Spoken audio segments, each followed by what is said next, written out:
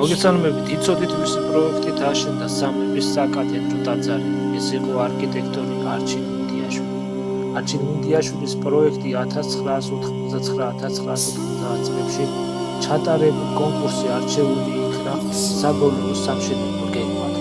არჩილ მინდიაშვილი დაიბადა 1951 წლის 1 მარტს ქალაქ თბილისში. მის მოღვაწეობაში ერთ-ერთი წამყვანი პროექტი იყო სამების საკათედრო ტაძარი და დღეს თავისი აღსანიშნავი ეკლესია საქართველოში. არჩილ მინდიაშვილი არ იყო მხოლოდ თბილისის სამების ტაძრის არქიტექტორი, ის იყო ადამიანი, რომელმაც თავისი შემოქმედებითა და პროფესიონალიზმით დატოვა მნიშვნელოვანი კვალი ქართულ კულტურასა და არქიტექტურაში. თუ თქვენც იცნოდით ბატონ არჩილ მინდიაშვილს როგორც ადამიანს, კოლეგას, მეგობარს ან უბრალოდ ჰქონდათ მასთან რაიმე შეხება, გთხოვთ გააზიაროთ თქვენი მოგონებები, შთაბეჭდილებები ან რაიმე საინტერესო ფაქტი მის შესახებ. ჩვენ ვაგროვებთ ინფორმაციას, რომ უკეთ წარმოაჩინოთ მისი ცხოვრება და მოღვაწეობა მომავალი თაობებისათვის. თუმცა ერთი თქვენი სიტყვა შეიძლება გახდეს ამ მემკვიდრეობის ნაწილი.